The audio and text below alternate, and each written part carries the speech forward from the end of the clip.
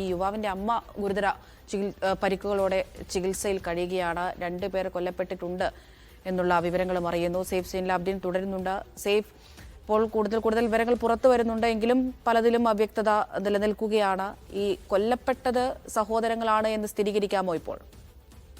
അമൃത, 3 ഇടത്തായിട്ടാണ് കൊലപാതകം നടന്നതെന്നാണ് ഇപ്പോൾ നമുക്ക് ലഭിക്കുന്ന വിവരം. 3 ഇടത്തായിട്ടാണ്, 3 സ്ഥലങ്ങളിലായിട്ടാണ് ഈ കൊലപാതകം നടന്നിട്ടുള്ളത്. ഇതിൽ സഹോദരങ്ങൾ ആര്, സുഹൃത്തുക്കൾ ആര് എന്ന കാര്യത്തിൽ ഒരു വ്യക്തത വരേണ്ടിയിരിക്കുന്നു അമൃത. അത് നമുക്ക് ഒരു സ്ഥിരീകരണത്തിലേക്ക് എത്തിച്ചേരാതെ നമ്മൾ അത് പറയാൻ കഴിയാത്ത അവസ്ഥയിൽ കാര്യങ്ങൾ ഉണ്ട്.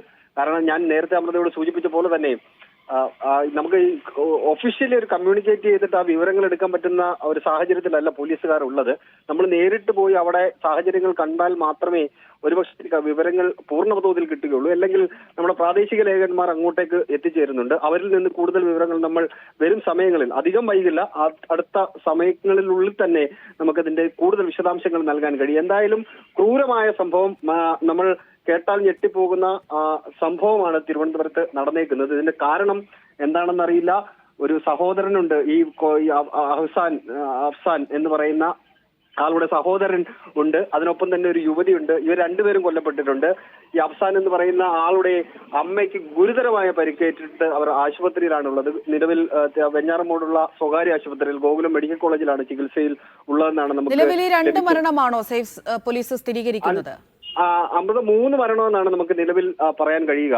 2 മരണം ഒരു വീട്ടിലുണ്ടാകുന്നു. ഈ അഫ്സാൻ എന്ന് പറയുന്ന ആളുടെ സഹോദരന് മരണപ്പെട്ടിട്ടുണ്ട്. അതിന്റെ കൂടെ ഉണ്ടായിരുന്ന ഒരു യുവതി, അത് ഇയാളുടെ സുഹൃത്താണോ അതോ എന്താണ് എന്ന കാര്യത്തിൽ ഒരു വ്യക്തത വരേണ്ടിയിരിക്കുന്നു. 2 പേർ അവിടെ മരണപ്പെട്ടിട്ടുണ്ട്.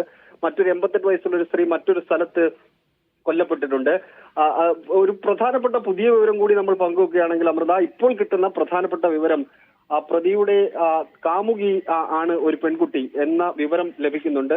പ്രതിയുടെ സഹോദരനാണ് ഈ അഫ്സാൻ എന്ന് വിവരം ലഭിക്കുന്നുണ്ട്. കാമുകിയുടെ സഹോദരന്റെയും മരണം ഉറപ്പിച്ചിട്ടുണ്ട്. പ്രതിയുടെ ഉമ്മ, അവരുടെ പേര് ഷെമി എന്നാണ്, ഗുരുതരമായി പരിക്കേറ്റിട്ട് ആശുപത്രിയിലാണ് നിലവിലുള്ളത്. SN പുരം ചുള്ളാളം ആണ് ഈ പ്രതിയുമായി ബന്ധപ്പെട്ട ആൾക്കാരുള്ളത്.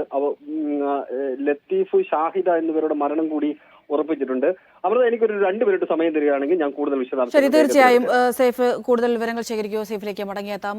മുഹമ്മദ് ആഷിഖ് കൂടി തുടരുന്നുണ്ട്. ആഷിഖ്, പല കാര്യങ്ങളിലും ഇനിയും വ്യക്തത വരേണ്ടതുണ്ട്. കൂടുതൽ വിവരങ്ങൾ ഈ സംഭവവുമായി ബന്ധപ്പെട്ട് ആഷിഖിന് എന്തൊക്കെ കിട്ടുന്നുണ്ട്?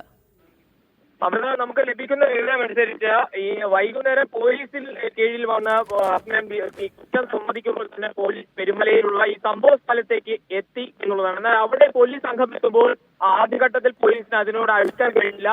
ഗ്യാസിന്റെ ശക്തമായ മണം അവിടെ ഉണ്ടായിരുന്നു. അഫ്നാൻ ഗ്യാസ് തുറന്നു വിട്ട ശേഷമാണ് അങ്ങോട്ട് പോലീസ് സ്റ്റേഷനിലേക്ക് വന്നത് എന്നാണ് പോലീസ് മനസ്സിലാക്കുന്നത്. തുടർന്ന് വീടിനുള്ളിൽ 2 മൃതദേഹങ്ങൾ കണ്ടെത്തുകയായിരുന്നു. ഒരാളുടെ ശരീരം ഗുരുതരമായി പരിക്കേറ്റ നിലയിലുമായിരുന്നു.